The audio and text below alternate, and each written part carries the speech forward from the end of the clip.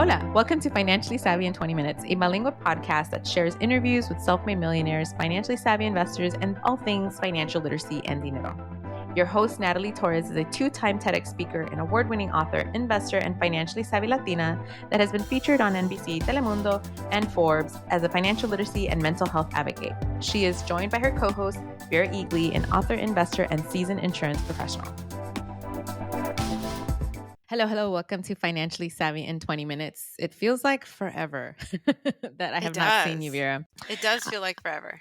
Right? I'm skipping the intro because y'all know who we are by this point, and it kind of feels like time is maybe because the days are getting shorter. But then again, you're in Portland, so the light is completely different. Tell us, last time we met, last time we spoke, you were about to sell your house. Now, what's happened since then? Yeah, so I was in the process of selling and it happened so fast. Like first you're on the market and you're like, well, I always knew my house was going to sell, but of course my husband's like, what if our house never sells? I'm like, okay, it takes time. And then suddenly from one day to the next, boom, an offer comes in and then the ball gets rolling and you're selling, right? So it's really crazy. And we came to Portland, fell in love. And next thing you know, within a week of selling, we're making offers on homes up here. And this is a very interesting thing. When we bought in Lake Arrowhead, we opened escrow on one house and the inspection report came back and it was not great. So we got out of that escrow. And the same thing happened here. We found an incredible house, but the inspection report came back where the house was like, it had like rot issues and things that you could overlook if you're looking to invest a ton of money into it and fix it up, but we already went through like that kind of flip phase, and I just wanted a home that I could move into. So we got out of that escrow. So yeah, it's I mean, anybody, we invest in real estate, so it's always kind of funny. You never know what you're going to get when you get into the process. So And now that's we're in Portland, just like that. We found a house, we loved it. Well, we have found a second house, we loved it. Everything, like when it's right, it's right. Everything goes right. And we did actually a super short escrow, 2 weeks. Done. Whoa, nice. Yeah. I'm sure the buyer or the seller was really happy for that. They're Very like, let's happy. get And this it done. was actually the previous owner was from California. She was already living back in California. She was like, for whatever reason, people are here, then they go back, for whatever purposes they have to go back for. And so she was really thrilled that California people were coming in. So it's just one of those things. But yeah, it's been really, really fun. And the short escrow is definitely, if you can swing it, it's fun. It just gets up here. Inspections happen really fast. Repairs can happen really fast too. Oregon is a little bit different when it comes to that, which I Oh, really like. absolutely. And it gives you a better buying power, right? I mean, for the seller, that's exciting. They're like, great, we're going to close a lot sooner. But as the buyer, right? I mean, other people might be putting in an offer and they're going to do the traditional 30 days. Sometimes escrow can take longer, right? The fact that you're like, hey, we can do it in 2 weeks. That obviously just is more appealing. So congratulations. That's a Thank you. huge deal before the end of the year. And Portland's a beautiful place. So you picked, I can't wait to visit. It's one of my Yeah, favorite places too. So yeah, yeah, she's going to be Portlandia moving forward. exactly. Everyone's like, have you watched that show? I'm like, I haven't. I have to watch. I mean, I've You seen memes have and to. little clips, and it's hilarious. So I will Oh, definitely watch it now that my I my live here. favorite, one of my favorite actors, Fred Amerson, who's famous for SNL, everything, and I think he co-wrote the series as well. But he's just everyone in the show is brilliant. Yes, you have to watch it. It's a Is funny. he the one that played Mango on SNL? Oh yeah, I think so. He's always the guy that played the Cuban guy or the Spanish Yep, guy yep, with the yep. yeah, that's him. Exactly. Okay, I'll definitely watch it. He was Uh, always hilarious. he's hilarious. I yeah, I definitely watch it.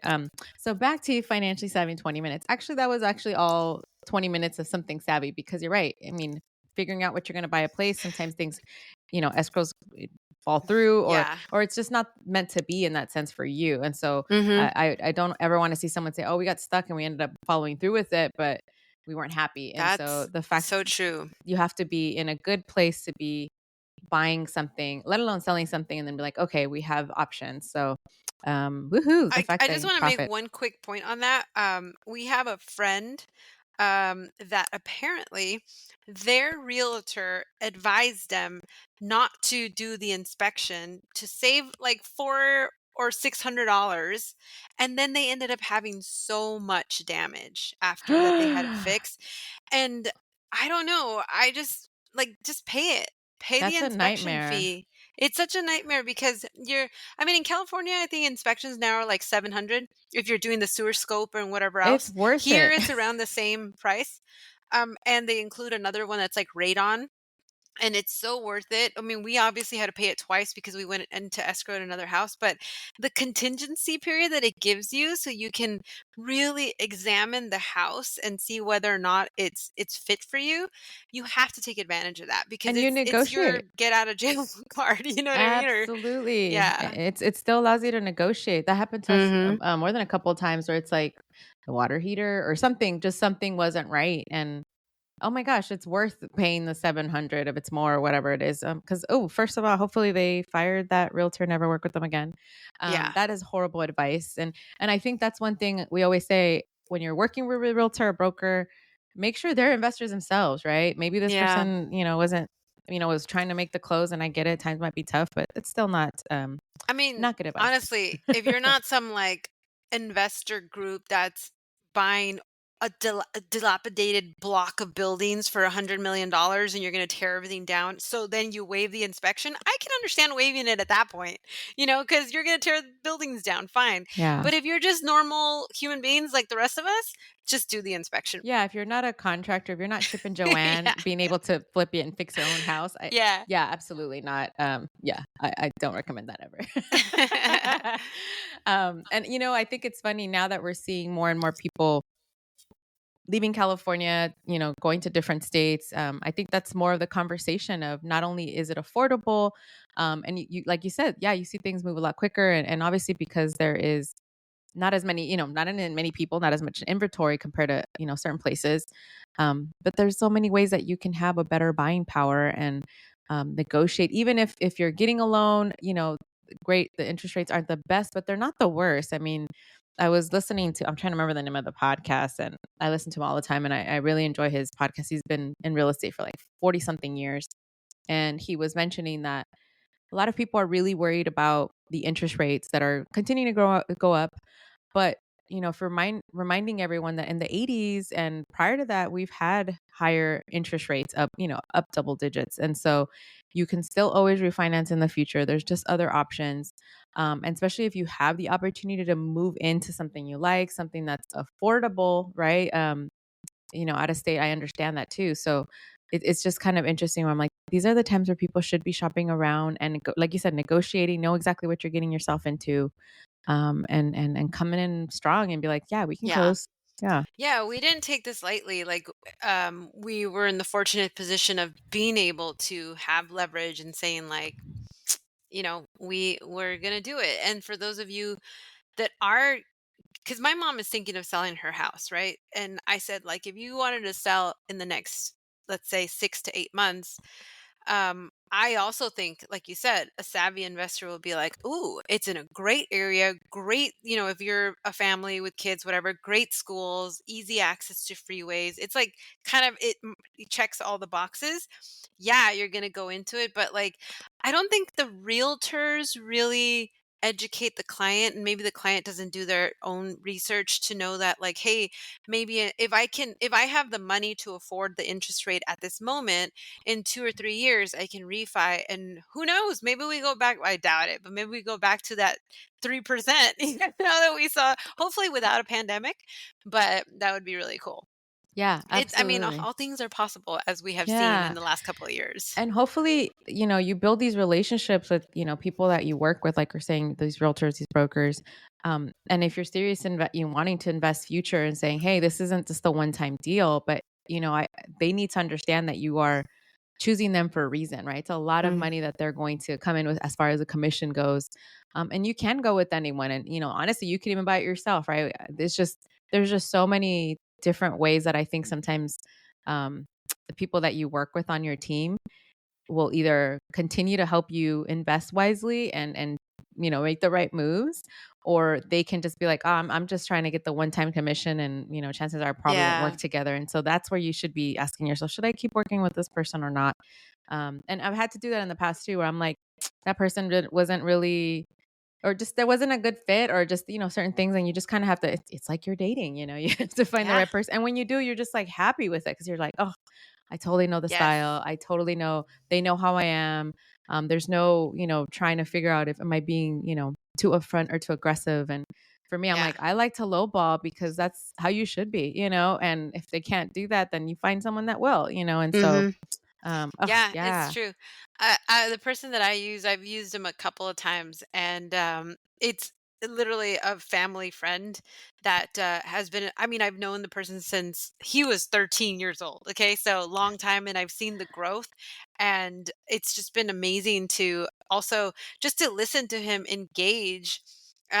Super savvy in what they do. Like I know some stuff, but it just pales in comparison, and the conversations that he's able to have, and also without he already knows what to say without me having he doesn't need to check with me all the time because he knows like that's not what's best for my client, so why am I going to even bring it up to you, you yeah. know respectfully, of course, like you always have to be transparent, but I really like that. And when a person really has that experience, you almost say like, hey, you know, have that conversation, see what happens, and then get back to me when we have something real. Like, I don't have to worry about that because I have my own job to worry about, and I think that's what a lot of people, I think a lot of like real estate agents and brokers, they leave their client hanging.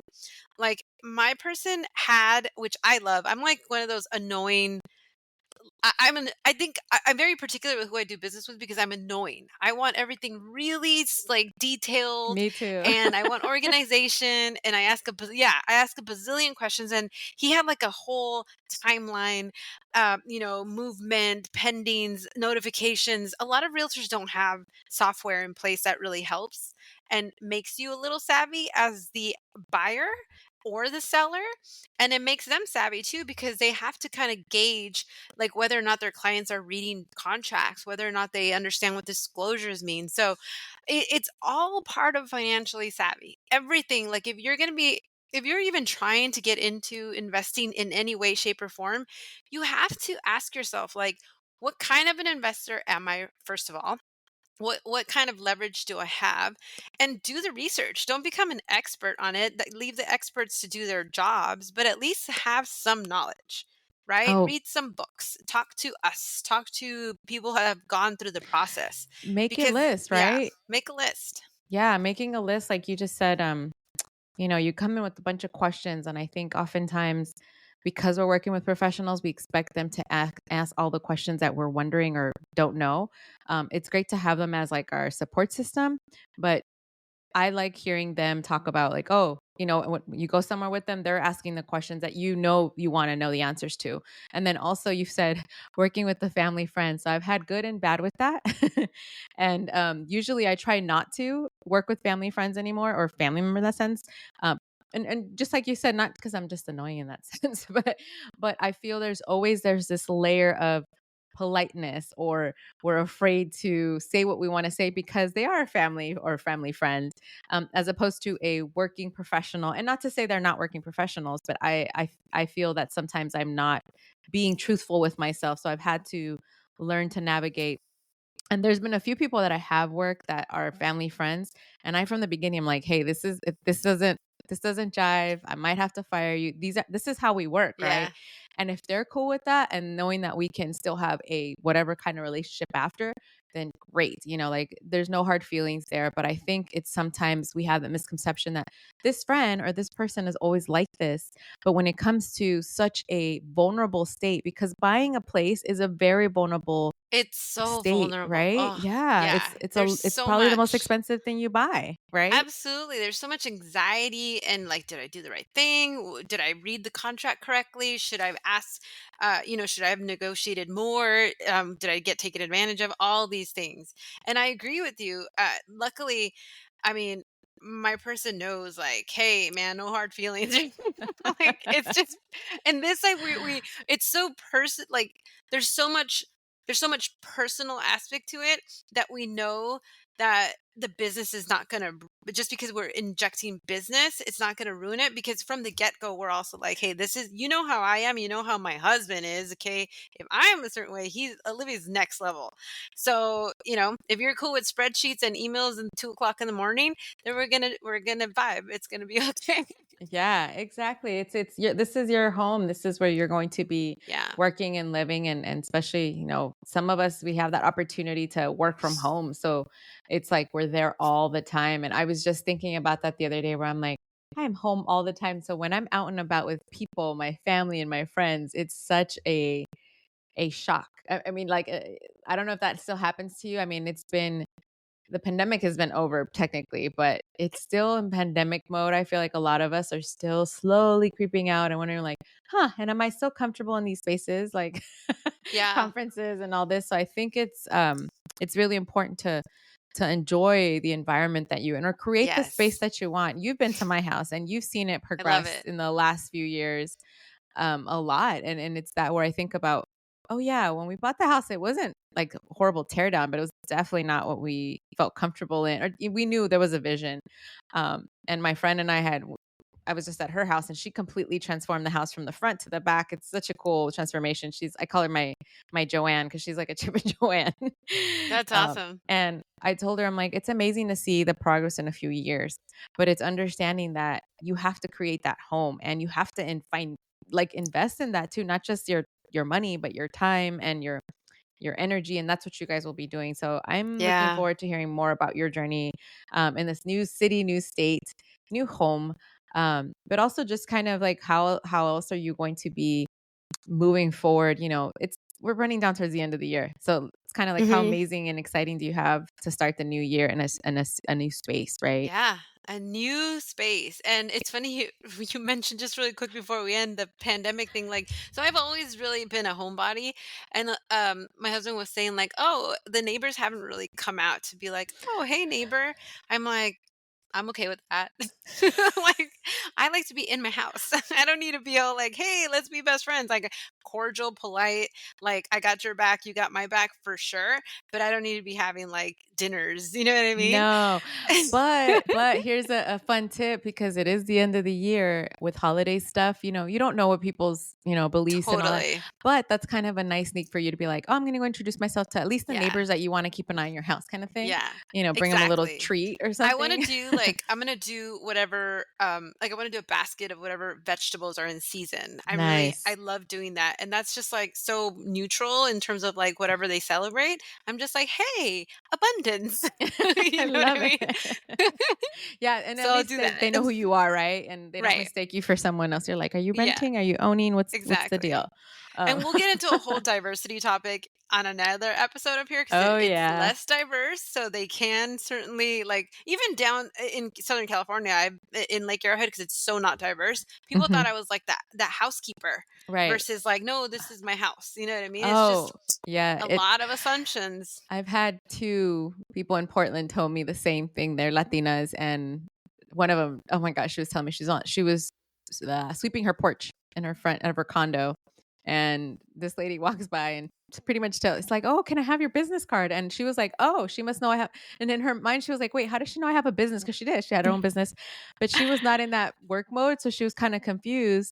And the lady's like, "Oh yeah, what's your rate?" And then she's like, "Huh? Like, I'm sorry, how do you know about my business?" She goes, "Oh, are you cleaning for somebody or?" And she's like, "No, this is my house.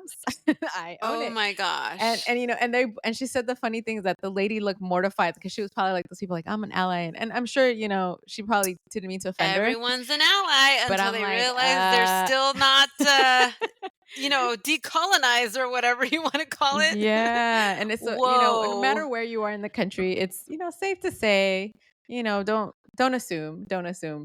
But that'll be fun stories to hear, and hopefully nothing horrible for you. Nah, but I don't think but I so. but I think that's the beautiful part. That's something I like about Portland. It's kind of you do see those changes. You do see a lot more people coming in of different diverse backgrounds, and so I think you'll be enriching there. They're lucky to have you either way. But yeah, I think that's going to be interesting. Thank you. Very interesting. And then we need to do a follow up to find out kind of like, I always have buyer remorse when I buy something, especially when it's a property. But I would love to hear kind of like what your feels on later on when taxes come around. That's when I get happy because I'm like, oh, property taxes. And once that's paid, but like the return that we get and just looking at saying you made a good investment. So we'll have to do a follow up. I Any already last thoughts? see property value going up. So I'm like, hey. So I will leave us with that. But we'll check back in a couple of months. Yeah. Yeah. So her exit strategy, guys, always invest where your property value is already going up before you even close. That's a good deal. So we'll see you on the next one. Bye. To learn more about the podcast, follow us on Instagram at FinSavvy in 20 minutes and catch our interviews on YouTube. If you want to become a sponsor, hire us for your next workshop or speaking engagement, reach out to us at financiallysavvyin20minutes.com or send us a DM. All it takes is 20 minutes out of your day to become financially savvy.